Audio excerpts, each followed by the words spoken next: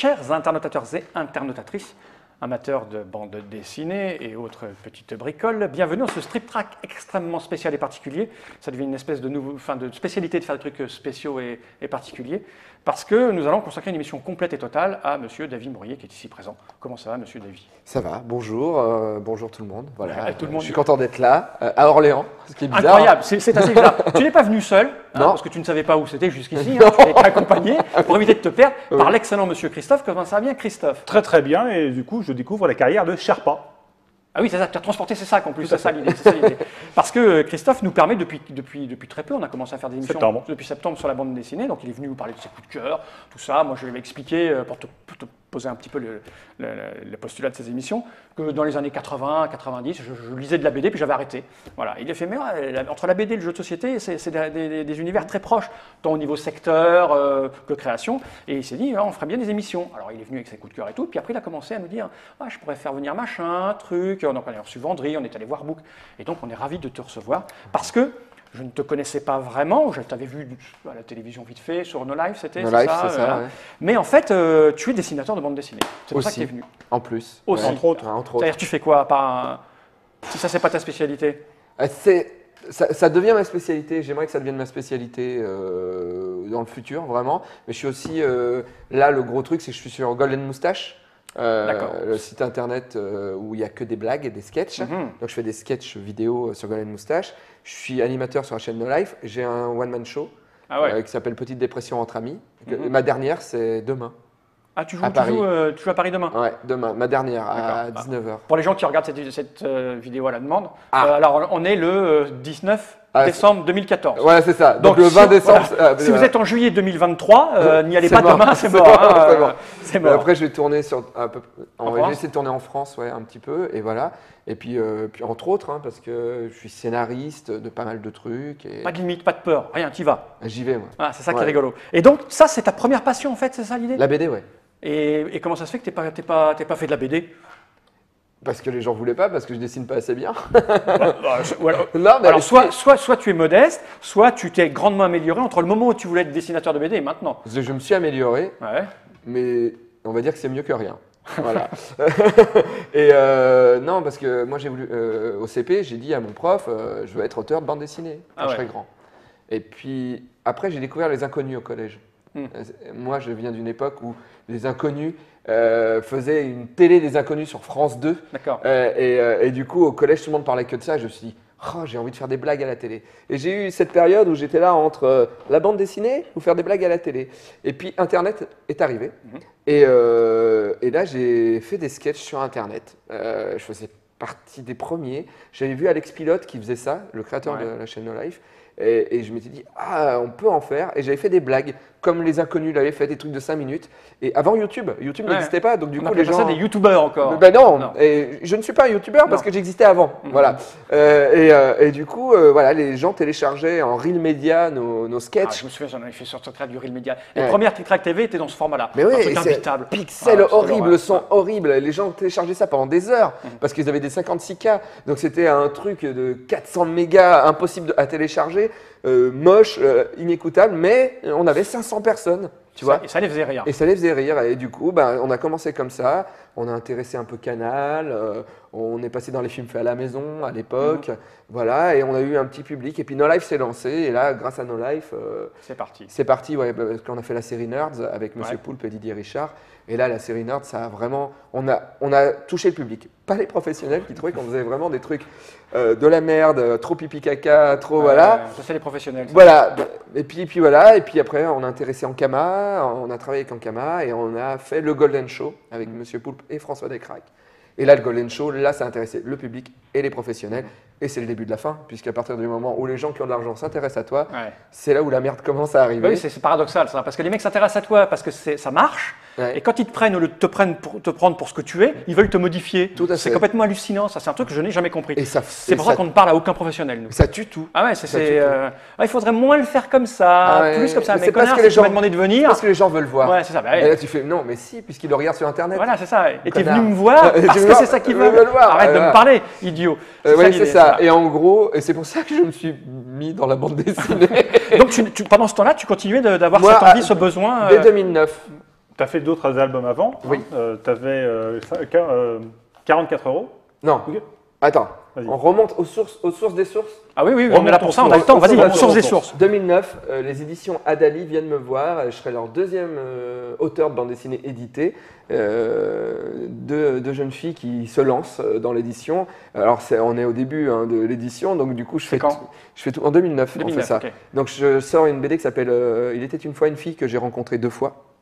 Et elle était recto verso, et quand on retournait, il y avait papa, maman, une maladie et moi de l'autre côté. Voilà. Alors, c'est des BD qu'on peut encore trouver, mais uniquement sur leur site internet. C'est les éditions Adali. Voilà. Mais elles étaient que 2. Moi, je me chargeais de tout. C'est-à-dire, je faisais la couverture, je discutais avec l'imprimeur. C'est les origines. Mais d'un autre côté, c'était cool. Hein, vraiment, c'était ma première BD. C'était vraiment bien. Mais c'est vrai qu'on n'avait pas de distributeur. Enfin, c'est elle qui envoyait elle-même et tout ça. Donc, c'était très amateur finalement dans le truc, mais c'était cool. Et j'ai fait 2 BD avec elle, j'ai fait Moirf et Il était une fois une fille que j'ai rencontrée 2 fois. Les 2 BD en 2009, parce qu'à partir du moment où on m'a dit oui, moi je dis bah écoutez, allons-y. Hein. Et après Ankama est rentré dans le truc, donc après j'ai eu des coéditions Adali Ankama. Donc là 41 € pour une poignée de psychotropes et 50 francs pour tout, qui sont des bandes dessinées qui ont la particularité d'être des cahiers à spirale. D'accord. Où je raconte ma dépression, tout simplement. C'est très autobiographique. D'ailleurs, jusque-là, j'avais fait que de l'autobiographie. Puis après, chez Ankama, uniquement chez Ankama, on a fait Karate Boy avec Monsieur Poulpe, qui était la bande dessinée de notre web série que personne ne regardait. J'aime bien ces idées-là. Voilà. Pourquoi j'ai pas suivi ça avant? C'est voilà l'esprit qui me plaît. Je suis trop vieux. En plus, c'est très débile. Hein. Ouais, c'est bien, c'est mieux. Karate Boy, c'est le truc le plus con qu'on ait fait. Il y a quand même un mec qui, pour éteindre un incendie, demande à tout un village à uriner sur l'incendie parce qu'il n'y a plus d'eau. Voilà. Quand même. Sauf les alcooliques, parce que ça peut. Ah oui, peut-être, là, on a eu des problèmes. Ouais. Enfin voilà, et puis après, il y a eu le Ankama Gate pour moi. C'est quoi? C'est-à-dire que j'ai dû partir d'Ankama. Ah ouais, on t'a chassé. On s'est, problème, voilà, quand il y a des gens qui viennent de l'extérieur pour mettre de l'argent dans des trucs, ça fout le bordel. Et voilà, c'est ce qu'on disait rapidement. Voilà. Et donc du coup, je pars d'Ankama, et là j'ai été, mon éditrice qui était en Ankama part aussi d'Ankama. Elle va chez Delcourt, elle me dit viens me voir. C'est quand même avec Marion, j'ai fait 3 BD chez Ankama avec elle, et du coup.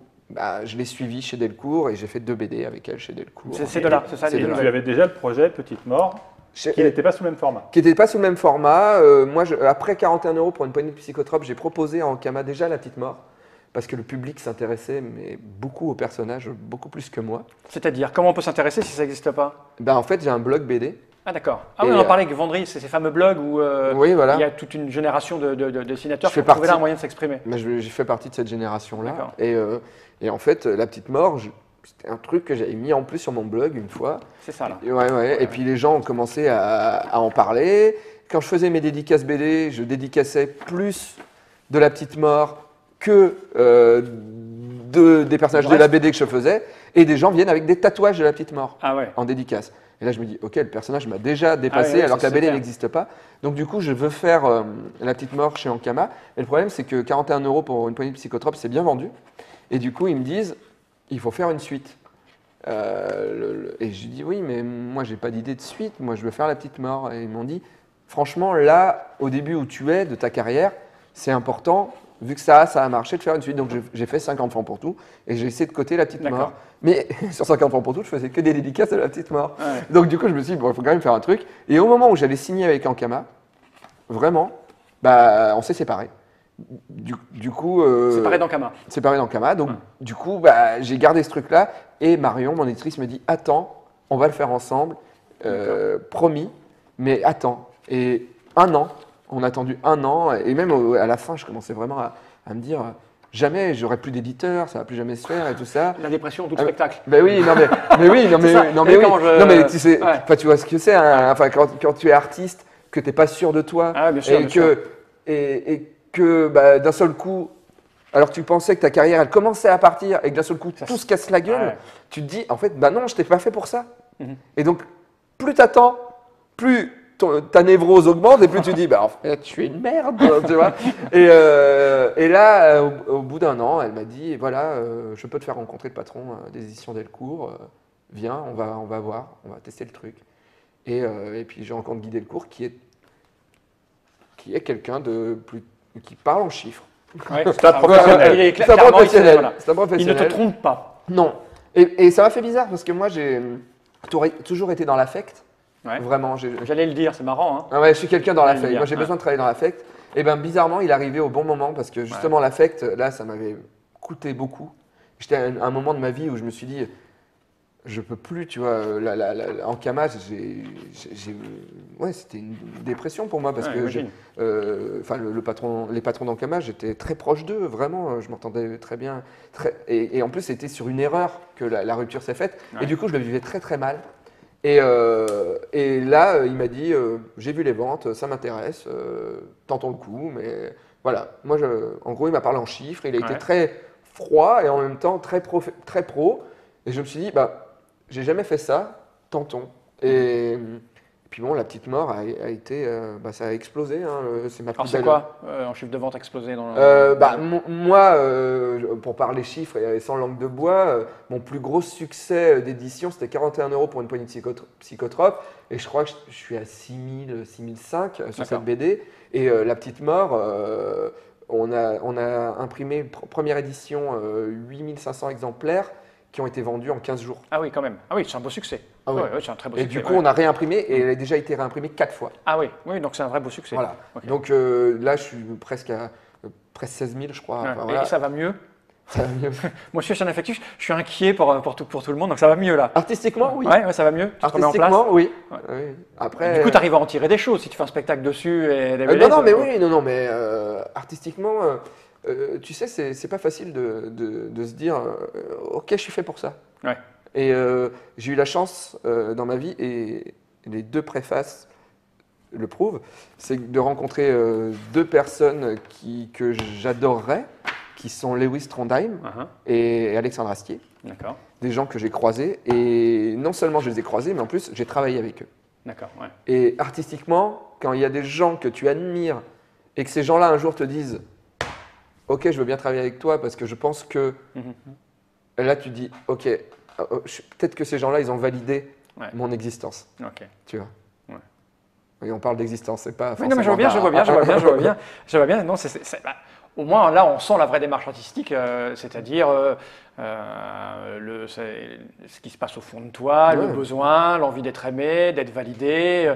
On ne va pas faire de la psychologie à 2 balles, hein, mais bon, c'est le besoin de reconnaissance. Encore que toi, la première phrase que tu m'as dite, c'était « la petite mort, c'est toute ma vie ».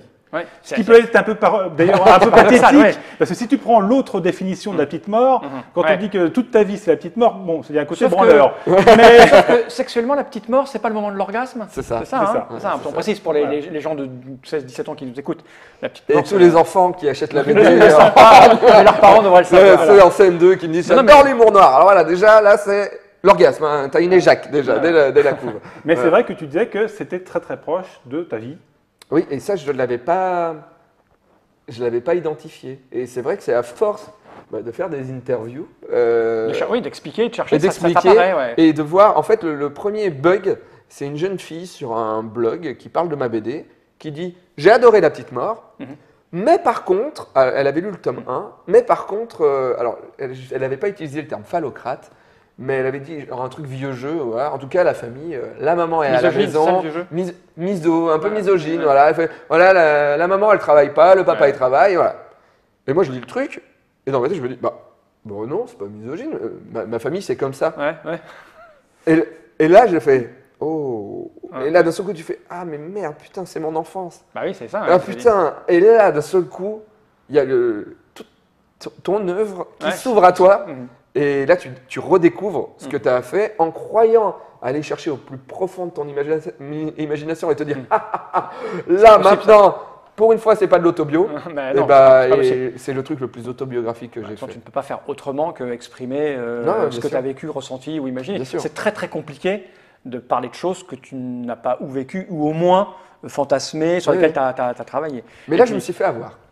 Tu ne te rendais pas compte, c'est ça l'idée? Je m'en rendais pas compte. Non, mais c'est obligé, surtout quand tu m'expliques vite fait que tu fais ça. À un moment donné, je me disais, mais il doit dormir très peu. Oui, je dors très peu. Voilà. Donc, c'est ce besoin de faire des choses pour se prouver peut-être à soi ou à d'autres qu'on est capable de faire plein de trucs. Et puis c'est rigolo, c'est de ce contournement pour arriver à faire de la BD, que c'est ton truc préféré depuis le départ et que tu fais que sur le tard finalement. Oui, parce que personne ne me faisait confiance aussi, et puis aussi mon dessin a évolué, parce que on parle de blog BD, mais c'est vrai que en fait moi je suis arrivé au blog BD un peu parce qu'en fait j'avais un blog écrit, parce que je suis très fan de Larsenet.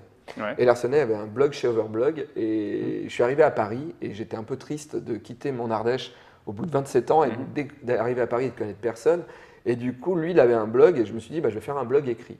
Et je suis très mauvais en orthographe, mais j'arrive à faire des phrases qui se tiennent. Donc les gens lisaient en me disant, tu sais pas écrire, et en même temps, je savais écrire. Et je commence à raconter ma vie, mais je raconte tout. Le cul, tout. Je raconte tout. Voilà. Je me dis, en fait, j'en avais marre à l'époque, c'était l'époque où les gens faisaient des blogs où ils disaient je dis tout, hein. Je dis tout. Et les mecs disaient je suis chez le coiffeur. Et tu vois, et là tu disais mais non, c'est pas ça. C'est pas ça dire tout. Moi je vais dire comment j'ai baisé, pourquoi j'ai baisé, comment j'ai éjaculé, je vais expliquer pourquoi je vais pas bien, pourquoi je chiale, pourquoi je chiale la mort de mon chat alors que ça fait 1 an qu'il est mort et que j'ai pas envie qu'on vienne m'emmerder parce que je l'aimais, putain. Tu vois, c'était tout ça, j'avais envie de balancer tout. Et je balançais tellement tout qu'à l'époque où je bossais pour Canal, pour les films faits à la maison, j'étais allé interviewer des gens en Bretagne et ça s'était très mal passé. Et j'étais con, hein, j'étais un jeune con, et j'ai tout dit. J'ai dit oui, lui c'était un con, lui c'était un alcoolique. J'ai tout balancé, mais avec ma vision de connard dont j'étais, et je regrette aujourd'hui. Mais Canal, très mal pris, enfin les films faits à la maison, très mal pris, je me suis fait virer, enfin salement viré, parce qu'ils avaient encore besoin de moi, parce qu'ils avaient encore besoin d'émissions, donc ils m'ont dit non, on ne vire pas. Et puis peu à peu, ils m'ont plus appelé, ils ont demandé 2 émissions, puis ils ont trouvé quelqu'un pour me remplacer, et après ils m'ont plus appelé. Ça se fait comme ça en télé. Si c'est on s'engueule jamais, on se rappelle pas. Et puis si un jour tu deviens connu, on va te rappeler. Tu te rappelles? C'était bien marré. Déjà là, que tu commences à sentir que ça sent le moisi, ces trucs. Et voilà, et du coup, après j'ai plus de blog, j'arrête mon blog. Je dis non, je fais plus de blog, parce que j'étais un con, et c'est vrai que je réfléchis pas assez. Il faut que je suis trop nerveux, je réagis trop vite. Il faut que je ferme ma gueule. Et là, je me dis, putain, un bout de 15 jours, je peux plus, quoi. Je me dis, il faut que je m'exprime. Il faut que je parle sur Internet. J'avais un public quand même et tout. J'avais, je sais pas, 300-400 personnes qui me suivaient, mais j'avais besoin de ça quand même. Et du coup, je me dis, je vais faire un blog BD. Et au début, c'était pas un vrai blog BD, vu que c'était moi, dessiné, qui parlait sur 3 cases. Mais le temps que je dessine et que j'écrive, j'avais le temps de me censurer. Et c'était un personnage qui disait ce n'était pas moi. Donc il y avait une distance. Et la distance, le public acceptait que je dise des trucs des fois un petit peu durs, parce que c'était un personnage de BD. Et là, je me suis dit, j'ai trouvé un moyen de m'exprimer. Et je dessinais tous les jours. Et ça, c'est là où j'ai appris à dessiner. Vraiment. D'accord. Parce que en feuilletant, tu parlais, je suis feuilleté, tu disais que tu ne sais pas dessiner.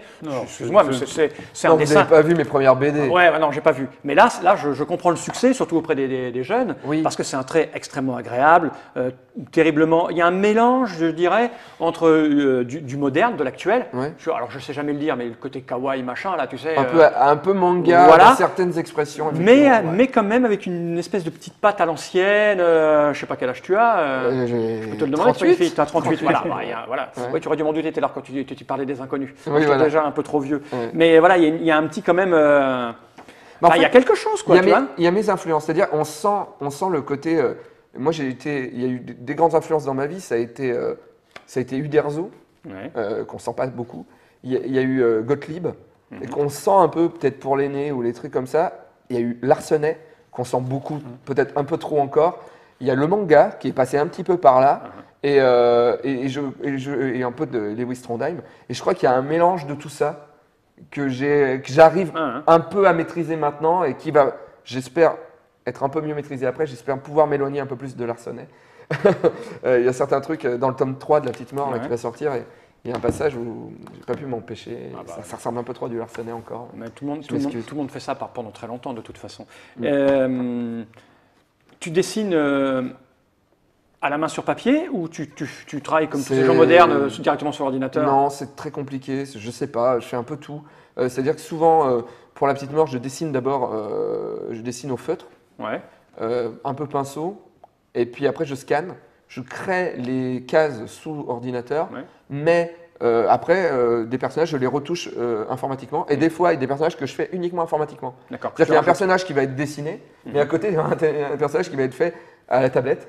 Pourquoi? Je ne sais pas. Voilà, et je colorise à la tablette et je fais toute la mise en page moi-même sous InDesign.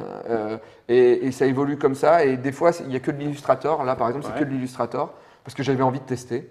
Voilà, et puis ça permettait aussi de faire des faux bandes dessinées derrière les boîtes de céréales un peu moches, tu vois. Donc voilà, je suis tradit. Ouais, mais quand même, tu vois, moi, quand tu dis il y a une demoiselle qui se l'est tatouée, des gens qui se le tatouent, ça me paraît normal. C'est un c'est un personnage qui est très très stylisé. Oui, très stylisé. Non, c'est très bien. Et alors, du coup, parce que moi je les ai pas lus, parce que on a programmé ça à la dernière minute.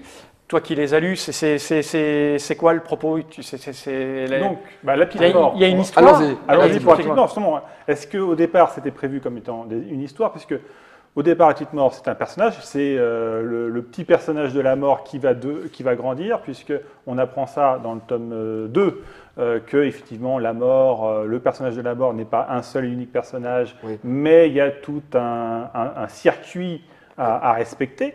Mortus operandi. Voilà. Ouais. Et donc, c'est ce personnage qui, au départ, est enfant, qu'on voit grandir, adolescent au tome 2. Et donc, c'est du gag, mais avec un fil rouge, et puis surtout sur la fin. Mais tu disais que, tu m'avais raconté que quand tu as présenté ton album chez Delcourt, ce n'était pas cet album-là, véritablement. Non. C'était autre chose. Et graphiquement, d'ailleurs, on ne voit pas la différence des pages que tu as rajoutées. Mais... Alors, en fait, ce qui se passe, c'est que je vais chez Delcourt avec mon éditrice. Et moi, je suis content parce que sur mon blog, j'ai déjà édité 45 pages de La Petite Mort et l'histoire est finie. C'est-à-dire qu'il y a une fin, il y a un début, un milieu, une fin, avec une intrigue, et donc des vannes toutes les 4 cases. Voilà, j'arrive et je dis voilà, c'est fini. Et il lit, il fait c'est génial, parfait, je l'édite. Super. Il me fait donc c'est un 96 pages. et là, je suis là comme ça et je fais non, mais en fait, moi j'ai fait un 45 pages. Et là, il me fait non, crois-moi, dans le style, comment on va le vendre, c'est du 96 pages, c'est du roman graphique. Et là, je fais d'accord, pas de problème. Donc, je regarde et j'ai 3 mois pour faire 45 pages. Pour faire 45 pages en plus et trouver un truc, tu vois. Et mon éditrice, là, en partant, elle me fait est-ce que tu es bien sûr de la fin que tu avais mis sur ton blog? Est-ce que tu es bien sûr d'avoir Adolf Hitler dans l'histoire? Parce que l'idée, c'était... en fait, sur mon blog, si vous voulez lire sur mon blog, si vous retrouvez, parce que c'est un peu bordélique pour retrouver, si vous retrouvez tout, c'est une autre histoire. Et il y a Adolf Hitler en Père Noël. Et l'idée, c'est qu'Adolf Hitler, on croit qu'il est mort, mais il n'est pas mort. Mais il se déguise en Papa Noël depuis la Seconde Guerre mondiale. Et du coup, personne ne va l'emmerder parce que c'est l'homme le plus gentil du monde. Et donc, du coup, il distribue des cadeaux, mais pas à tout le monde. Il y a des communautés qui l'évitent. Voilà. Et là, mon éditrice me dit bon, t'es sûr, Adolf Hitler? Je fais c'est drôle et tout. Et puis elle me fait oui, mais là, t'es sûr avec le concept de la petite mort et tout. Je fais arrête. Tu sais, il y a mon côté ado qui fait non, Adolf Hitler et tout, j'ai le droit de le faire. Et puis je réfléchis, puis je me dis peut-être que je peux l'enlever, je peux peut-être changer un truc ou deux. Et du coup, il y a des gags qu'on a trouvés sur mon blog, mais l'histoire est plus du tout la même. J'ai rajouté plein de choses et le final n'est pas le même que sur mon blog. Et le final, là, est triste, on peut le dire, mais... et plus personnel, peut-être. Et plus personnel, voilà. Ouais. Et je voulais terminer sur une note triste parce que je suis quelqu'un qui aime bien quand ça se finit mal, parce que pour moi, la vie, ça se finit mal. Toujours. Donc je me dis que les histoires, quand on veut qu'elles soient vraies, il faut qu'elles se finissent mal. Voilà. Donc du coup, ça se finit mal, mais je me dis que j'ai qu'un tome et que c'est tout. Voilà. Puis premier jour de dédicace de La Petite Mort, mon éditrice là, elle fait des photos, il y a pas mal de gens à Paris. Je discute avec les gens, il y a des gens qui ont... C'est tellement long qu'il y a des gens qui ont eu le temps de lire l'album avant d'arriver à moi. Donc ils arrivent, on discute de l'album. Et au moment où on discute de l'album, les gens me posent des questions genre « Eh oui, mais alors après le chat ?» Et là je fais « Non, parce que après… » Et là je commence à raconter ce que moi j'ai dans la tête. Et je raconte non seulement le 2e tome, mais le 3e tome. Et là dans ma tête je me dis « Ah non, mais là c'est 3 tomes. » Et là Marion qui prenait les photos, je lui fais « Ok, je fais un autre tome. » Et 15 jours plus tard, je recevais le contrat. C'est la première fois de ma vie. Où je ne passe pas dans le bureau d'un éditeur, où je reçois le contrat par la poste 15 jours plus tard, après la sortie du 1er tome. Bon, il faut dire qu'on avait réimprimé 15 jours plus tard déjà. donc, voilà. Mais c'est la première fois de ma vie où, voilà, c'est l'histoire. T'imagines, la première fois que je suis allé voir Delcourt, c'était en 96 à Angoulême, pour qu'il m'édite. J'ai été édité en 2011, 2012. Ça met du temps. Oui, oui. Ouais. Alors, moi, j'ai pas abandonné, hein, mais voilà. Et voilà. Et après, le tome 2 et le tome 3 sont parus logiques. Ça, c'était le tome 1, c'est l'enfance. Le tome 2, c'est l'adolescence. Et le tome 3, c'est putain, l'âge adulte. Eh oui. Tu vas arriver à parler de l'âge adulte? J'ai commencé là. Parce que l'enfance, l'adolescence, je pense que tu peux y arriver. Et l'âge maîtrise. adulte, c'est plus, plus dur. Mais en fait, ça va être l'âge adulte vu par un ado. D'accord. Okay. C'est comment il s'imagine adulte? Bah, ça va être de la paperasse. Ouais. Bah, oui, c'est ça. Ouais. Ça va être de la paperasse, des relations amoureuses. En fait, en gros, ça va être un petit peu le pendant du tome 1, parce que le tome 1, c'est l'enfance avec la famille, c'est beau. Mais quand on est enfant, on ne voit pas les parents qui discutent des problèmes d'argent, qui discutent des problèmes de couple, tout ça. Et parce qu'on est enfant, on fait c'est bien, c'est ma famille, voilà. Et là, le tome 3, en fait, ça sera la même chose, mais vu du côté des parents. Avec tout le côté fake, en fait, le côté théâtre un petit peu, voilà, qu'on fait pour les enfants. Et donc, c'est des enchaînements de gags. De gags avec des petites pages, on a vu, hein, je le feuilletais plein de fois. Il y a des fausses pubs. Il y a des fausses pubs, il y a des trucs. Enfin, c'est pas une aventure continue comme tu disais. De plus en plus. C'est l'histoire d'un personnage quand même. Oui. C'est l'histoire de la petite mort et qui grandit. Et en gros, le principe, c'est on imagine que papa et maman morts ont un enfant et décident de l'envoyer à l'école. Parce que le papa pense que c'est mieux de connaître les gens qu'on va tuer. D'accord. Parce que c'est plus sain. On est plus humain en tant que gens qui tuent. Et donc, la petite mort dit oui, mais moi, je veux pas aller à l'école parce que les gens, ils vont pas me parler. Donc, du coup, c'est un enfant qui se retrouve à l'école avec des gens qui veulent pas lui parler parce qu'il n'est pas comme eux, mais qui essaye lui aussi de ne pas être ami avec eux parce qu'il sait qu'un jour il va devoir aller les voir. Mais on est enfant et forcément on est à l'école et on commence à discuter avec les gens, on devient amis et on tombe amoureux. Et voilà, et c'est le problème. Et là, c'est là où les emmerdes commencent, surtout que la petite mort veut pas être faucheur, plus tard elle veut être fleuriste. Ah bah oui. Et on lui dit mais tu peux pas parce que c'est pas dans ta nature. Et la petite mort se bat dans le tome 1, dans le tome 2, contre sa nature profonde. Et il dit, moi je ne serai pas comme ça, moi je serai autrement. Et est-ce qu'on peut être autre chose que ce pourquoi on est programmé? En fait, c'est le discours, c'est le propos. C'est le propos. C'est pour ça que les ados doivent s'y retrouver alors. Le succès, c'est auprès des gens de 14 à 16 ans à 25 ans, c'est ça, 20 ans, c'est ça? C'est ceux qui s'y retrouvent et qui sont face au même problème. T'imagines, j'ai 38 ans. Eh oui, on en est tous là. Hein, j'ai toujours ce problème. T'as toujours ce problème. Écoute, t'es content a priori d'avoir reçu ton contrat en 15 jours. Ça fait du bien, ça. Hein, ça fait du bien. Oui. Ok, et donc celui-là, il vient d'arriver, le tome 2, c'est ça? Ouais, il est sorti. Je vois marquer, je vois marquer réalité augmentée, mais en fait…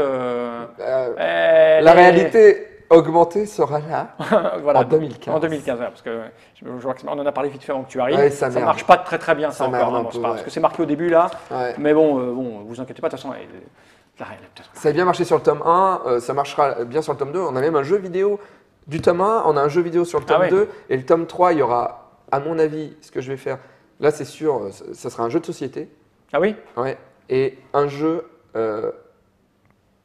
audio-vidéo. D'accord. Donc tu es un peu joueur jeu de société finalement. Hein, quand tu as regardé les boîtes, tu nous as demandé à quoi jouer. Ah mais je suis un gosse. Je lis des bandes dessinées, je joue à des jeux de société. Un vrai geek. Un vrai geek. C'est la culture geek. Oui, c'est ça. C'est la contre-culture qui devient culture. C'est rigolo. Donc tu es joueur, tu vas nous faire un petit jeu de société sur le tome 3. Un jeu de cartes. Un jeu de cartes, genre type tarot forcément. Enfin dans l'idée, dans le format, parce que le tarot et la mort, c'est quand même intéressant. Et puis un jeu familial quand même, pour que tout le monde puisse jouer et s'amuser. Tu vas écrire les règles et illustrer? J'ai proposé des règles, j'ai proposé une idée. Il y a quelqu'un qui s'y connaît vraiment, qui va régler le truc. Je vais discuter avec lui et j'ai proposé quelques idées. J'ai envie qu'on parle des gens morts célèbres, parce que dans la BD, déjà j'en parle un petit peu, mais tu vois, il y a des gens dans l'histoire qui sont morts de manière con. Et c'est toujours rigolo de redécouvrir des morts. Tu vois, il y a un roi, dans le 3e album, il y a un personnage qui va s'appeler Hans, parce qu'il y a un roi qui avait une barbe d'1,80 m de long, et il est mort en marchant sur sa barbe et en se cassant la colonne vertébrale. Ah oui. Et tu vois, il y a quand même des morts un peu cons. Putain, des morts. En plus, c'est un roi, le mec. Tu vois, c'est pas. Voilà. Et voilà, il y a un mec qui est mort, un Romain, un Grec, qui est mort parce qu'il avait le crâne lisse, et un oiseau a cru que c'était une pierre. Et il est venu le perforer avec son. En fait, non, il lâche les tortues sur des cailloux pour qu'elle s'ouvre et les manger. Il s'est pris une tortue. Et le mec c'est mort en prenant une tortue sur le crâne. Échille, la tortue d'Échille. Ouais. Mais je crois qu'il y a un site web qui référence cette mort idiote comme ça. Il y a un mec qui est mort de s'être trop retenu de pisser. Ça m'étonne pas, c'est un poison. Et voilà, il y a plein de choses. Il y a un mec qui était mort en regardant un poisson de Mévanda au cinéma en Angleterre. Ah bon? Un type qui était mort en regardant un poisson de Mévanda. On a dit qu'un film qui vous tue de rire ou un truc comme ça. Il avait utilisé un argument publicitaire à l'époque. Un poisson de Mévanda qui était un film assez drôle. De là en mourir, je ne sais pas, mais Kevin Kline était à mourir de rire.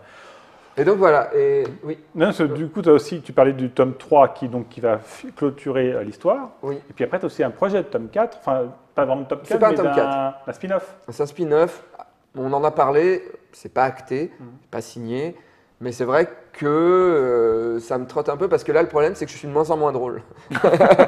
C'est-à-dire qu'au début, je commence. Mais tu vas mieux? Non, mais oui, non, mais c'est ça. Il va mieux, le gars. Le Petite Mort, je découvre l'univers, voilà, c'est rigolo, voilà, c'est un enfant, on peut parler de leucémie, voilà, je balance des blagues et tout, c'est l'été, je m'ennuie, va faucher des vieux, ok, voilà, tu vois. Et puis après, l'histoire se met en place. Et puis, on commence à connaître les personnages. Et donc, du coup, moi, les personnages, je commence à les emmener quelque part. Donc, du coup, le scénario commence à prendre de la place. Et donc, on a moins de place pour rire. Donc, dans le tome 2, on rit un peu, mais on va quelque part. Et le scénario commence à devenir un peu plus sombre. Et le tome 3, qui est l'âge adulte, est pour l'instant, là où je vais, c'est sombre. C'est sombre. Et donc, du coup, il y a moins de blagues. Et c'est pour ça que j'ai pensé à un album qui s'appellerait peut-être, c'est pas encore sûr, mais Les Petites Morts.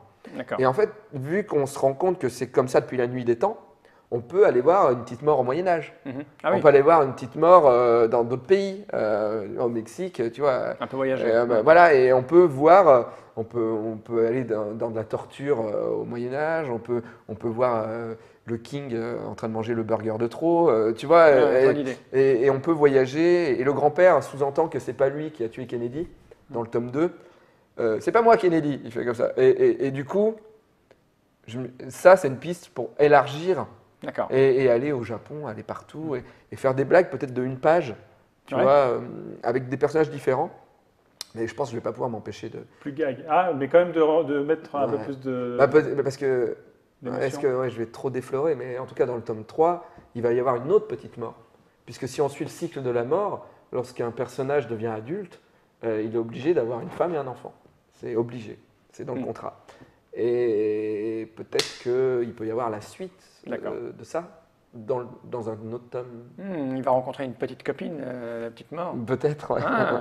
Ça se reproduit comment, la mort? C'est un peu rêche, non? C'est magique. C'est magique, c'est ça, oui, c'est ça. Ça apparaît dans le tome 1 de la petite mort, on apprend que la maman, j'ai fait un joli texte, il dit « Tu es apparu un jour où on regardait l'étoile de midi de Jean-Luc Reichmann, tu es apparu dans le salon et j'étais la plus heureuse des femmes. » C'est joli. Ok. Voilà. Autre chose Vas-y, mais on peut alors, parce que du coup, tu parlais de... Alors, ça va être plus gag, mais ça reste quand même très très fort sur l'émotion. Sur l'émotion. Toi, tu veux absolument raconter des histoires liées à l'émotion. Je crois qu'on l'a compris. Quand on est affectif, tu n'as pas d'autre choix. Et donc, tu as aussi un spectacle qui est autour de tout ça. Tu as tes propres sketchs sur Golden Moustache, où là, tu les fais tout seul. Oui, parce que l'important, c'est... Tu sais, il y a des équipes qui se créent sur Internet où les gens ils font partie de groupes. Je peux pas. T'es un solitaire. Je suis un solitaire ou alors avec 2 ou 3 personnes, c'est tout, mais on baise mieux en petits groupes parce que quand on est beaucoup, on s'y retrouve pas. On s'y retrouve pas et on baise pas bien. Voilà. Et on baise bien quand on se connaît bien et quand on n'est pas beaucoup. Voilà. Et l'idée, c'était que moi, si je restais chez Golden Moustache, c'est que je ne faisais pas partie d'une équipe et que je proposais mes propres sketchs. Et c'est vrai que maintenant, j'écris seul. Et c'est vrai que je me suis rendu compte qu'à l'époque du Golden Show, en fait, je travaillais donc avec François Descraques et Monsieur Poulpe. Et c'est vrai que quand on faisait le Golden Show était très bien fini parce que... Alors, peut-être que je me vante parce que c'est notre produit, mais je n'étais pas le seul à travailler là-dessus. Mais c'est vrai que François Descraques était quelqu'un qui amenait du fond, qui amenait vraiment des sujets. Monsieur Poulpe, c'est quelqu'un qui fait des vannes, vraiment, qui veut toujours qu'il y ait une course-poursuite, une explosion, un truc, voilà, qui est amené vers de l'aventure, vers du côté grand public, explosion, film américain, l'entertainment, entertainment, tout ça. Et moi j'avais besoin que les personnages existent et avoir un corps, un truc, du sentiment, quoi, tu vois. Et c'est vrai que du coup, dans le Golden Show, on avait un peu tout ça. C'est-à-dire que certains sketchs tiraient un peu plus vers l'un ou l'autre des protagonistes. Mais c'est vrai qu'on avait quelque chose qui se tenait vraiment. Et à partir du moment où on s'est séparés, et c'est vrai que c'est amusant, mais de voir que Poulpe, lui, il est parti plus canal, là il fait la météo, et c'est vraiment plus le texte, la blague, le truc étant, tout ça. C'est vrai que moi maintenant, chez Golden Moustache, mon dernier sketch n'est pas drôle. C'est un sketch de séparation. C'est un bon truc, un sketch pas drôle. Oui, mais le problème, c'est qu'on ne peut pas appeler ça autrement, vu que ça dure 1 minute 15. Le sketch, c'est la durée. Voilà, au début, on croit que c'est drôle, donc je lance les gens sur un truc, on croit que c'est drôle, et puis ça se termine pas drôle, et ça suit ma vie. Ouais. Et en fait, je ne peux pas, je n'arrive pas à m'éloigner de ça. Je sais que je pourrais faire que des trucs de blague, mais j'ai plus envie aujourd'hui. Et j'ai envie de faire des choses qui me ressemblent. C'est ton côté adulte. C'est peut-être mon côté adulte. Ouais, c'est vrai. Ouais. Ça, c'est vrai. Et ça me fait chier un peu, parce que des fois, je me dis, tu vois, je réfléchis à des blagues et je me dis, c'est trop facile. Alors que je suis sûr que cette blague, je pourrais la vendre à des gens qui ont besoin de trucs. Mais je me dis, non, je l'ai déjà fait. Tu vois, voilà. Et c'est là où je me suis fait baiser sur La Petite Mort. C'est que, croyant faire une bande dessinée qui ne parle pas de ma vie, tu vois, quand je dis que c'est La Petite Mort qui s'engueule avec ses parents parce qu'elle veut être fleuriste et elle ne veut pas être... Voilà. Mon père est fonctionnaire. Voilà. Il m'a réussi à me faire rentrer à l'époque des emplois jeunes à la mairie d'Annonay en tant que fonctionnaire pendant 5 ans. C'était l'enfer. J'avais l'impression de mourir tous les jours. Pourtant, je faisais bien mon boulot et j'avais le temps de faire des sketchs, d'écrire des sketchs en plus. C'était l'enfer. Je n'étais pas fait pour ça. Et lui, il me disait, tu as la sécurité de l'emploi. Et après l'été, tu pourras faire ce que tu veux. Ça, c'est une catastrophe. Ça, c'est une vraie petite mort, ça. Voilà. Ouais. Et du coup, moi, je dis, non, mais moi, je veux être artiste, je veux faire des trucs. Et mon père m'a répondu, t'es un maillon de la chaîne, ne l'oublie pas. Oh, c'était un bon père que tu as eu, toi. Communiste, maillon de la chaîne, logique. Il y a une logique. Il y a une logique, tu vois. Et là, le jour où il m'a dit, t'es un maillon de la chaîne, en plus, moi, j'étais ado. J'étais un peu genre, c'était à l'époque où tu as l'impression que tu vas changer le monde. C'est à l'époque où, où tu te dis, tu es dans les partis politiques extrémistes, anti-machin, voilà. Tu repousses tout. Tu repousses tout et tout, et voilà. Et là, je me suis dit, mais non, c'est pas ça. Mais j'ai mis 10 ans quand même, tu vois, j'ai fait 10 ans de métier parce que je suis pas fou non plus, tu vois. Je voulais pas me lancer comme ça. J'ai travaillé pendant 10 ans dans des bureaux. Mais je voulais être fleuriste. Tu voulais être fleuriste pour de vrai? Non, mais je voulais être auteur de BD. Je voulais être auteur de BD, je voulais gagner ma vie en faisant des blagues. Tu vois. Et du coup, d'un seul coup, quand je relis La Petite Mort, je me dis, putain, c'est ce combat-là. Et dans le tome 2 de La Petite Mort, il y a la licorne sirène, qui est un personnage qui est apparu par hasard. Et à cette époque-là, donc au moment où je dessinais La Petite Mort 2, c'était l'engueulade avec Ankama qui était passée. Et le problème, Canal+, Studio Bagel, pour les gens qui suivent un peu ma carrière, qui était venu foutre le bordel dans ma vie, et avec Monsieur Poulpe, avec qui je travaillais beaucoup. Le problème est arrivé à un moment où artistiquement, on ne s'est plus entendu. C'est-à-dire que moi, je ne pouvais pas vendre mes blagues et écrire des blagues en seulement 2 heures et dire c'est bon. Vous pouvez y aller, allez-y. Comme dans un bureau. Voilà. C'est un bureau. Et aller faire des réus. T'es fonctionnaire de l'humour. Oui, parce que moi, Poulpe n'a pas eu la même vie que moi. Poulpe, lui, n'a pas fait 10 ans de bureau avant. Moi, j'avais fait 10 ans de bureau. Quand je me suis retrouvé dans ce truc-là, où on faisait des réus entre gens drôles, pour être drôle, et qu'on devait rendre à 12 heures un truc drôle. 5 blagues, j'ai commencé à avoir mal au ventre et vomir. Moi, c'est physique. Et là, je me suis dit, c'est pas possible. Et je lui dis, c'est pas possible. Il me dit, mais c'est comme ça. Je dis, mais c'est pas comme ça. Et on a eu un moment où là, on s'est dit, ok, moi j'ai pas envie de ça. Et il me fait, moi j'ai pas envie de ça. Moi j'avais encore envie d'être artisan. Et mais là, il y a la sécurité de l'emploi. Un semblant de sécurité de l'emploi. Oui, enfin. Alors que toi, c'est ce que tu n'en voulais pas. T'en veux pas de la sécurité de l'emploi. Disons que je veux que ma sécurité de l'emploi soit lié à mon imaginaire. À partir du moment où je deviendrai mauvais, j'aurai plus d'emploi, mais ça sera logique, parce que je serai mauvais. Voilà. Là, le problème, c'est que quand tu arrives dans ce genre d'endroit, au début, c'est très pervers. Parce qu'au début, on te propose de l'argent pour quasiment rien faire, pour relire des textes. Tu touches un SMIC pour relire des textes, des blagues que tu n'as même pas écrites. Moi, j'ai tenu 4 mois et j'ai dit non. Parce que c'est hyper pervers. Tu acceptes ça. Très bien. Donc, ton niveau de vie, peu à peu, il augmente, tu achètes des trucs, tu ne te poses pas de questions. Derrière, on te propose de la pub. D'écrire des blagues, mais pour de la pub. Donc, ça veut dire que tu écris tes blagues comme avant, sauf qu'il y a un mec en cravate qui ne sait pas comment on fait rire. Il arrive, il relit derrière et il fait « Non, on enlève ça, on enlève ça, on enlève ça ». Donc, le mec enlève les blagues pour montrer que le produit. Mais, on te paye 4 fois plus que pour un sketch normal. Là, tu touches des salaires indécents. Je l'ai touché une fois dans ma vie, pour Orangina. Une fois. J'ai vu ce salaire-là. J'ai tourné une journée. C'est indécent. Et là, je me suis dit, si j'accepte ça encore, après. C'est fini parce que. Après, est-ce que tu continues à te faire chier, à essayer de trouver la bonne idée? Est-ce qu'après, tu continues à te faire chier, à te sortir les tripes et à te mettre la rage dans ton texte ou dans ton truc? Vraiment, non. Parce qu'après, tu as tant par mois et après, tu n'as plus envie d'avoir moins. Bah oui, puisque tu es habitué, oui. C'est le piège. C'est le piège. C'est le piège. Et moi, quand j'ai vu ce truc-là. Alors après, peut-être qu'il y en a qui ne tombent pas dans ce piège, attention. Hein. Je ne dis pas que. Voilà. Moi, j'ai eu peur. Et j'ai fait marche arrière. Peut-être aussi parce que je trouve que la réussite n'a pas d'intérêt. Parce que quand Larsonnet, il fait On fera avec, et qu'il explique que le personnage, il monte une montagne, et quand il arrive en haut, il fait Ah, je suis en haut. Il prend un caillou, il le pose, et après, il se met en équilibre dessus. Je suis encore plus haut. Et on fera avec. Tu vois. Peut-être que j'ai eu peur de ça, mais en tout cas, ce qui est sûr, c'est que les peu de choses que j'ai fait lorsque j'étais dans ce système-là, c'était de la merde. Et en plus, tu ne maîtrises pas. C'est-à-dire que tu as une idée de blague, et derrière, il y a 4 personnes qui le reprennent, tu as le réa qui fait ce qu'il veut, et à la fin, tu as un truc où, moi j'avais inventé un truc où l'idée c'était qu'on a volé l'humour. Il n'y a plus d'humour. Donc c'est-à-dire qu'on voit, les gens ils vont sur scène, mais ils n'ont plus de blagues, donc du coup ils disent des faits.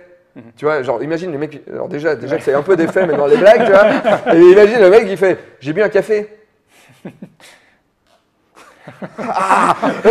Et c'est l'idée. Il y en a qui le font, Oui. D'ailleurs, sur le café aussi. Et voilà, bref, voilà, bam. Et le truc qu'il y a, c'est que derrière, il y a des mecs qui ont réécrit, et à la fin, c'était des vannes que sur les Chinois. Oui, on parlait tout à l'heure. On a le droit de taper sur les Chinois. Le reste du monde, tu ne peux pas. Au final, il y avait mon nom au générique. C'est un Chinois qui boit un café. Je jouais dedans, tu vois. Et là, je me suis dit, mais c'est pas ça. C'est pas ce que je voulais. Non, on a volé la blague, vous imaginez, c'est un peu. Et moi, je voulais que la fin du sketch, ça soit un enfant en pleurs qui est devant et qui a ouvert un carambar.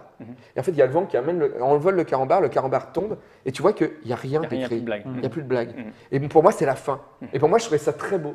Et ben, crois-moi que c'était un Chinois qui chiait, et ça faisait le bruit d'un silencieux quand il chiait. Poum, poum. Ah ouais, c'est classe. Et c'est là où on m'a dit, plusieurs fois dans le métier, Poulpe me l'a dit, et c'est pas le seul, t'es chiant. On m'a dit, t'es chiant. Et effectivement, je suis peut-être chiant. C'est peut-être une qualité aussi. Non mais peut-être. Non mais il fait des trucs très bien aussi maintenant, tu vois. Mais ouais, peut-être que c'était pas ça que je voulais, et pas lui non plus.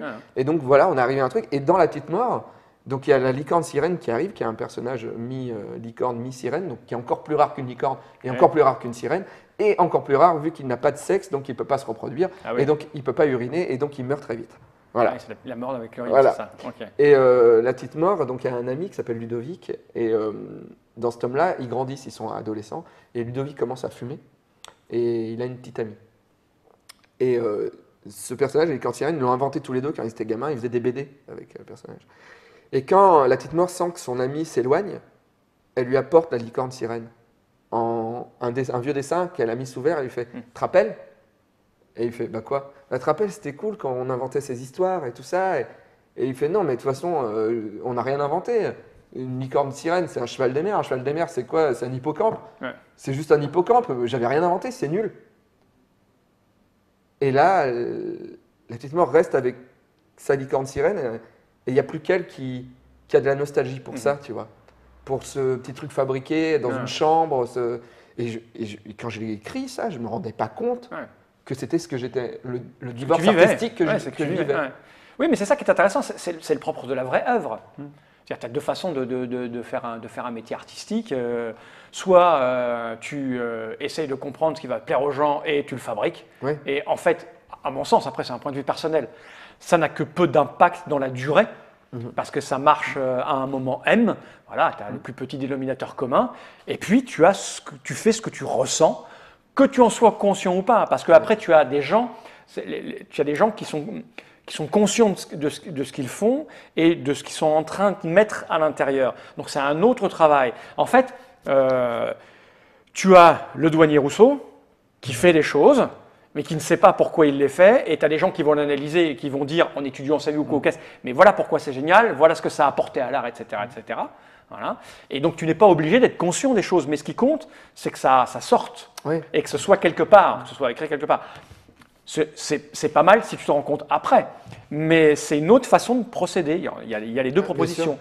L'une ne va pas à l'encontre de l'autre, le mainstream on en a besoin, les gens ont besoin d'être divertis ou coquesses, mais c'est une autre façon de faire. Et personnellement, je ne te connaissais pas, je te l'ai dit au départ. Je trouve ça extrêmement courageux. C'est une position extrêmement courageuse de prendre conscience de ce qu'on ne veut pas. Tu t'en es rendu compte. Heureusement que tu t'en es rendu compte assez tôt finalement. C'est là où je suis devenu adulte. En fait. Oui, mais c'est parce que en fait, je suis un vieux dans ce milieu-là. Moi, d'Internet, je fais d'Internet depuis longtemps. Et par rapport à tous les autres qui débutent, moi, j'ai eu 10 ans de carrière dans des bureaux, tu vois, où j'étais graphiste ou tout ça. Et eux, ils n'ont pas vécu ça. Donc du coup, c'est de l'argent facile. Et ils ne sentent pas que ça les influence. Ils ne le savent pas. Moi, je suis arrivé quand même à un moment de ma vie où j'étais quand même plus vieux, où au moment où j'ai commencé à sentir le truc, tu vois, j'ai fait attends, voilà. Peut-être qu'ils auront aussi l'impulsion. Probablement. Mais maintenant, tu vas voir, j'en sais rien, mais l'idée, c'est que ce que j'ai tout à l'heure.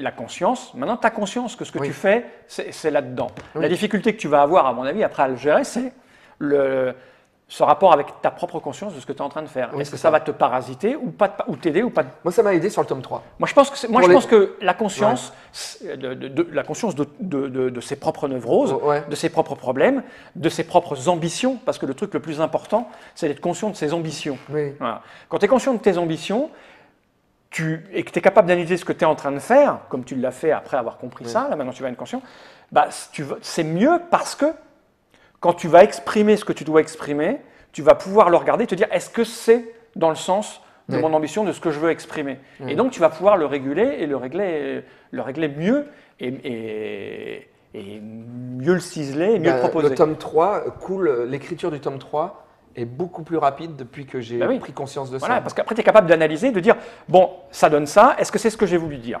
Voilà. Est-ce que j'ai dit ça, pas trop ça? Ce que je veux comme sentiment, c'est exprimer ça. Est-ce que si je le lis, ça exprime ça? Voilà. Et là, moi, je pense qu'on est mieux.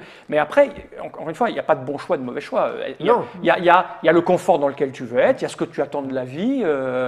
Après, effectivement, il y a des pièges. Voilà, il y a des pièges. Et le confort, pour moi, est un piège. Tout à fait. Mais c'est des pièges dans lesquels on nous amène, l'air de rien. Non, mais c'est la société qui dit qu'il faut avoir une maison, une télé, j'allais y venir. Une voiture, un des plus gros pièges qui n'est pas artistique, lui, c'est l'accès à la propriété. C'est-à-dire, on t'explique pendant toute ta vie que ce qui est bien, c'est d'être propriétaire de sa maison.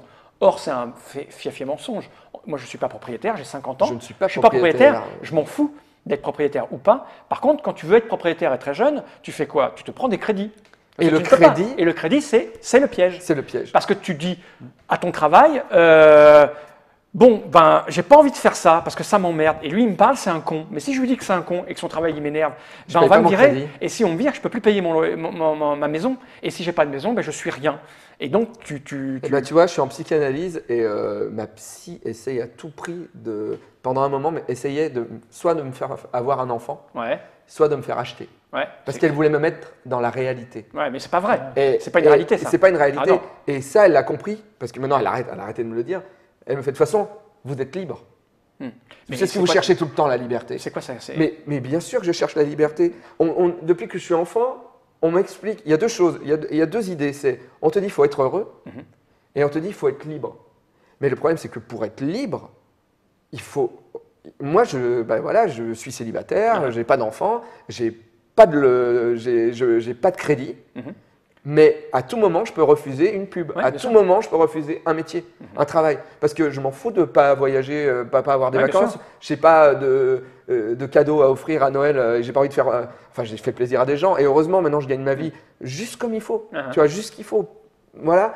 Et parce qu'à partir du moment où j'aurai ces pièges, bien sûr, je pourrais faire de la merde pour pouvoir avoir la sécurité d'eux. Tu vois. Et ça, c'est très, très dangereux. Mais peut-être que maintenant, par contre, là, j'ai évité tout ça. Et aujourd'hui, je commence à avoir une sécurité au niveau du travail qui pourrait peut-être me permettre de me dire que je pourrais peut-être essayer, peut-être pas d'acheter une maison, mais en tout cas, peut-être de vivre plus sereinement avec quelqu'un. À part quand la personne se barre. C'est plus compliqué. Mais bon. Mais c'est vrai que le tome 3, en tout cas, maintenant, je vois où je vais. Dernièrement, on m'a dit, quoi après? Qu'est-ce que vous allez faire après? Parce que, voilà, nerds, tout ça. Et le truc, c'est que par contre, moi, j'ai pas de... T'as pas de plan? J'ai pas de plan, parce que à chaque fois que les choses ont marché, c'est des accidents. Nerds, on a créé Nerds parce qu'il y a des potes qui montaient une chaîne de télé. J'ai dit, on va faire une série. J'ai discuté avec Poulpe et avec Didier. On a inventé cette série, on l'a fait.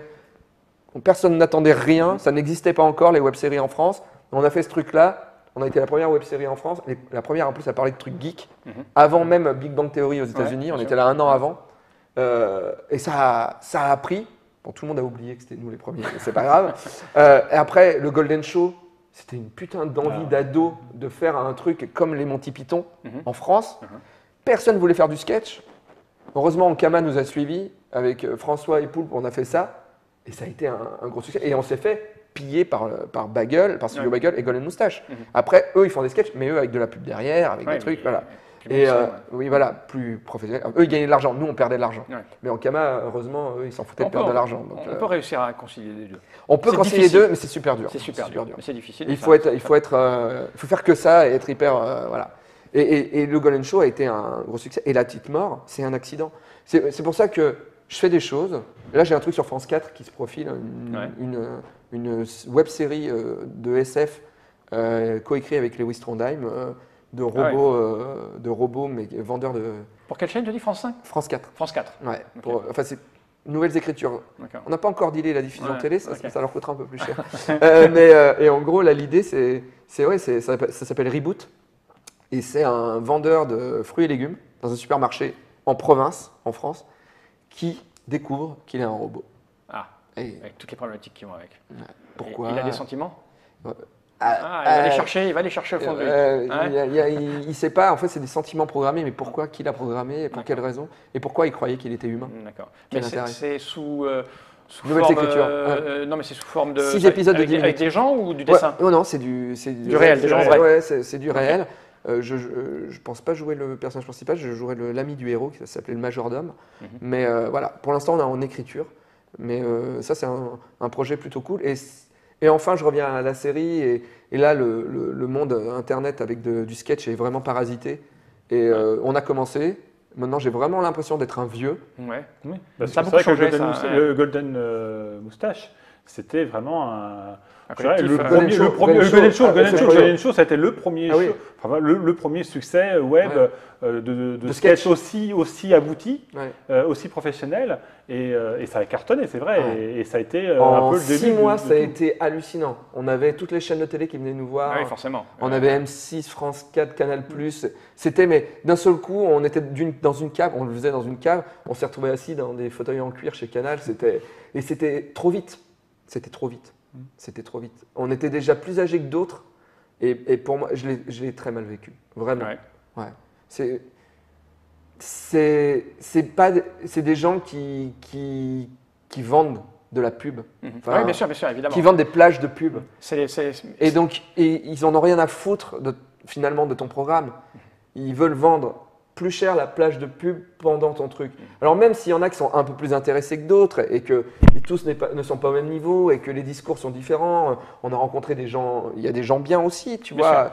Mais le problème, c'est que c'est quand même des plages horaires pour vendre de la pub et qu'on n'a pas tous la chance de passer au travers des mailles du filet comme a pu le faire Kaamelott ou bref, où ils ont réussi à vendre le truc et à avoir tellement de gens qui les suivaient d'un coup que les chaînes ont été prisonnières de l'audimat et de ces gens. Et donc eux, après, ils ont pu dicter comment ils faisaient le truc. Et ça, en télé, aujourd'hui, des Astier, des Kian et des Navo, il y en a très peu. Il y en a très peu qui ont encore la chance de pouvoir faire ça. Et je suis sûrement un con, mais moi, soit on me laisse faire comme je veux, soit je ne fais pas. Mais je pense que la télé a des soucis à se faire à ce niveau-là. Quand le web sera structuré, moi je sais que les youtubeurs, quand j'ai découvert ce phénomène, je n'ai jamais compris, je ne comprends toujours pas que les mecs ils diffusent sur YouTube. J'ai jamais compris pourquoi les collectifs, les mecs qui faisaient ça, n'avaient pas fait ce qu'il fallait pour faire leur propre plateforme et tout ça et tout contrôler. Nous souvent on nous le reproche, mais pourquoi vous mettez pas vos vidéos sur YouTube? On nous dit ouais mais moi j'habite là et alors vos vidéos je peux pas les lire parce que votre player il passe pas, mais alors que j'arrive à voir YouTube, mettez-les sur YouTube. Jamais. Plutôt crever que foutre nos vidéos sur YouTube parce que moi je veux tout contrôler, tout avoir, rien laisser. Je m'en fous. Je préfère avoir 5000 mecs qui regardent une vidéo que 500 000, si ce n'est pour donner des sous à YouTube et à Google. Et ça, j'ai jamais compris. Et les mecs, après, parce que paradoxalement, tu imagines un type qui fait 1 million de vues sur YouTube. Là. Alors moi je ne suis pas très au fait, c'est ma cadette qui regarde ça, les Cypriens et compagnie. Les mecs, ils ont 2, 3, 4, 5, 6 millions. 6 millions de mecs qui les regardent. Et ces mecs-là, on va te dire, ils vont gagner, j'en sais rien, 10 000 € par mois avec la pub YouTube. T'imagines ce que c'est 6 millions de mecs qui te regardent? Le Grand Journal sur Canal, c'est 800 000 personnes. Un mec qui fait une chronique, je ne sais pas combien il est payé ton pote Poulpe sur Canal, mais les mecs qui font des chroniques à Canal, je me souviens de Bec BD qui touchait 5 000 € à chaque chronique qui faisait de 3 minutes. Pour même pas 1 million de mecs qui te regardent. Un mec qui fait 5 millions de types qui le regardent à chaque fois qu'il fait une vidéo sur YouTube, il mérite plus que, en tout cas que 5 ou 10 000 €. Si à la télévision, pour 800 000 ou 1 million de personnes, tu touches 20 ou 30 000 € par mois. Tu vois, il y a vraiment un putain de décalage, il y a un truc qui ne va pas. Ah non, mais là, ça, je pense que tu t'en rends pas compte quand tu as 20 ans. Oui. Mais quand tu as un peu de bouteille, tu te dis, mais il y a un truc qui ne va pas. Il y a un décalage qui ne va pas. Voilà. Il y a un décalage fou. Et ce qui est fou, c'est qu'il y a plein de gens qui ont du talent, et puis qui se retrouvent à paix, ou après, probablement brisé. Moi, j'ai suivi Bref quand c'est passé sur Canal et j'ai trouvé le comportement de ce type dont j'ai oublié, Kian, s'arrêter au bout d'une saison, mais c'est du pur bonheur. Pour moi, c'est l'aboutissement absolu de la création. Navo aussi, Kian et Navo. Voilà, ils sont ensemble. Navo, on a reçu Vendredi qui nous l'expliquait. Voilà, prendre la décision de s'arrêter là, je trouve que c'est un geste, un geste fort. Voilà, c'est extrêmement fort. Et je pense que, crois-moi, ils n'ont pas été hyper appréciés par tout le monde. Ouais, j'imagine. Parce que quand ça marche, on te dit continue. Et eux, ils ont dit non, on était au bout du truc. Et ça se permet de dire on a tout dit. Moi, ça me fait encore plus apprécier ce qu'ils ont fait les mecs. C'est la petite cerise. C'est le truc, tu dis voilà. C'est pour ça que tu vois que Astier et Kian et Navo, c'est des gens rares, mais aussi ils ont eu une chance rare. Mais d'un autre côté, ce qu'ils ont fait était tellement bien que ça a poussé la chance. Voilà. Là, moi, j'ai un pote qui me dit que la chance n'existe pas. Oui, c'est du travail. T'arrives, t'as en face de toi des gens, t'es 5, à parler à un mec. Si le mec te retient toi, c'est pas de la chance, c'est ce que tu as dégagé, ce que tu as expliqué, ta production l'a intéressé. Ça, c'est pas de la chance. La chance, c'est de rencontrer ce mec-là à un moment donné, mais... Non, mais ce que je veux dire, c'est que par exemple, Kaamelott, M6 venait de diffuser avec méga succès, comment ça s'appelle, Caméra Café. Alors moi, je suis pas client de Caméra Café, voilà. Mais bon, Caméra Café marche et tout ça. Et là, ils se retrouvent, ils cherchent quelque chose pour remplacer Caméra Café, ça s'arrête. Ils trouvent personne. Ils reçoivent une vidéo d'un mec qui a fait un truc avec des chevaliers et ils disent ouais, ouais, c'est pas mal quand même. Bon, c'est un peu amateur. Bon, de toute façon, quoi qu'on mette. Après ça, les gens ils vont regarder parce que tout le monde a l'habitude de regarder ce créneau. Alors c'est pas grave. C'est génial. Là, il y a un petit peu de chance. Là, il y a de la chance. Ouais, après, il y a le génie d'Astier qui rentre en compte et qui fait que. Sa personnalité qui fait que ça continue. Qui fait que, en fait, il crée une communauté. Il baisse complètement Caméra Café parce qu'il crée un truc de 3, 4 fois, 5 fois plus génial que Caméra Café. Parce qu'il est fort. Parce qu'il est fort. Mais il y a quand même. Il y a la petite part. Moi, j'appelle pas ça la chance, c'est les concours de circonstances. Parce qu'après, il y a le talent, il y a la force, il y a l'analyse, il y a la conscience. Je pense que ces mecs-là sont conscients. Ils sont conscients de ce qui se passe autour d'eux, de ce qu'ils veulent dire, pourquoi, comment. C'est pour ça que Kaamelott, les 2 premières saisons, sont dans un format et qu'après, quand il sent qu'il peut faire un peu plus comme il veut, il commence à poser ses couilles. C'est Marc, pardon. On peut dire ses couilles, sur le web, on peut. C'est ça qui est formidable avec le web. Alexandre Astier, crois-moi, il pose ses couilles. Il pose ses couilles, oui, je veux bien le croire. C'est pour ça d'ailleurs que le film, la suite qui devait être sortie en film, n'a jamais vu le jour pour l'instant. Oui. On espère, en tout cas les fans comme moi l'espèrent, puisqu'il y a beaucoup de choses à dire. Mais parce qu'il n'arrive pas à le faire avec les moyens, la manière qu'il veut. Voilà. Il y en a quelques-uns comme ça. C'est Dupontel qui est un peu comme ça aussi. Dupontel, c'est un vrai, un pur un dur. Bernie. Mais tout ce qu'il a fait, c'est la volonté extraordinaire de mener à bien ses projets comme il l'entend, sans rien lâcher derrière. C'est des gens qui ont vécu des choses. Tu as dû vivre des choses quand tu étais plus jeune. Tu es clairement dans cette même lignée-là. D'ailleurs, Astier, tu as fait la préface du tome 1, Trondheim du tome 2. Pareil, Trondheim, c'est le parrain actuel, c'est le patron de la BD, clairement, de la création. Donc, tu es clairement dans cette ligne-là, puisque ce sont les auteurs qui viennent te voir, qui ont aussi participé à ton travail. Là, tu as un projet avec Trondheim. Astier a tourné dans le Golden Show. Il vous a produit dans le Golden Show. Donc, clairement, on peut dire que tu fais partie de cette famille-là. Mais... Oui, il a le droit de le dire, c'est pas le droit de le dire, mais lui, il le dit, donc moi je valide. Très bien, je l'assume. Très bien, mais j'aimerais faire quelque chose qui marque les gens au point que eux ils ont réussi, et je ne l'ai pas fait encore. Donc je pense pas. Encore jeune. Ouais, mais Astier a 1 an de plus que moi, je crois. Oui, mais c'est pas, ça se mesure pas comme ça. Ouais, mais en tout cas, on a toujours le temps. En tout cas, c'est très gentil, mais j'ai pas encore fait le truc. Ça viendra. La conscience, a priori, tu viens de l'avoir là il y a peu. Ah oui, c'est vrai. Donc maintenant que tu as conscience. C'est vrai que c'est marrant parce que toute ma vie, je ne savais pas trop ce que je voulais faire. Et en fait, maintenant, je ne pense pas que je sache encore trop ce que je veux faire. Mais en tout cas, ce qu'il y a de sûr maintenant, c'est que je sais ce que je ne veux pas faire. Mais je te comprends, parce que moi, j'ai toujours su ce que je ne voulais pas faire. Et du coup, ça te montre un peu une route quand même. Tu vois, tu dis, bon, bah, je ne vais pas là parce que cette route, je l'aime pas, cette route, je l'aime pas, ça, je l'aime pas. Bon, il me reste ça. Bon, bah, je vais aller par là et puis on verra, tu vois. Mais c'est vrai que maintenant, grâce à ça, c'est surtout savoir avec qui tu veux pas travailler. Mais c'est important, c'est important. Il y a tellement de gens qui se retrouvent à faire des choses parce qu'ils ne savent pas ce qu'ils veulent, non seulement ce qu'ils veulent faire, mais ce qu'ils veulent pas faire. La vie, c'est ça. Tu fais des études, bah, tu vas au bout, alors tu n'es pas mauvais là, alors tu te retrouves là, puis tu finis ingénieur machin. Puis tu arrives à 50 ans et tu te rends compte que c'est pas ça. Non, ce qui est important, c'est de savoir ce que tu veux pas faire. Pas abandonner, jamais abandonner. Parce que quand on te dit c'est trop tard ou tout ça, enfin moi, ma carrière, je peux dire que ma carrière, elle a vraiment commencé à 30 ans. Et elle a commencé doucement. Et je peux dire que ça fait peut-être 4 ans que j'ai une vraie carrière artistique, tu vois. Et j'ai 38 ans. Il n'y a pas d'âge. Il n'y a pas d'âge. Il ne faut jamais abandonner. Et surtout, moi j'entends des gens qui disent oui, mais bon. Là, c'est le mieux qu'il puisse avoir, donc bon, puis il a un beau salaire, alors maintenant, tant pis, son patron c'est un con, bah tant pis, je reste avec, et puis à côté, je fais des choses que j'aime. Mais ça marche pas comme ça, parce qu'à côté, tu fais des choses que tu aimes pendant 1 an, pendant 2 ans, et après, tu pètes un plomb à l'intérieur, et après, tu te détestes, parce que tu es pas toi, parce que tu dis oui à un connard.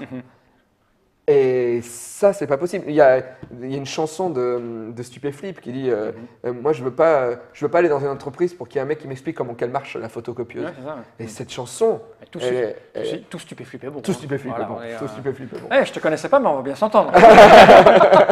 Ah bah la hiérarchie. Ah bah la hiérarchie. Non, c'est bien sûr. Stupéflip, c'est au niveau de la, typiquement la création. Voilà de la vraie pure création Stupéflip. Des mecs qui sont fait virer de leur maison de disques parce qu'ils refusaient, ils refusaient tout, ils se moquaient de tout le monde. Enfin, c'est des barrés, hein. Oui. Mais voilà. Musicalement, pour moi, c'est le meilleur groupe français qui a jamais existé, Stupéflip. Les paroles, c'est l'enfant monstre, tout ça. C'est assez dur musicalement. C'est assez dur. Moi, j'essaie de faire écouter à des gens. Les gens me font oula, mais attends, mais c'est quoi? C'est du rap, c'est quoi? Et après, mais pas, écoute les paroles. Les paroles, c'est magnifique. C'est de la dépression. C'est de la dépression en bas. Ah oui, j'attends sa maman au cours de l'école.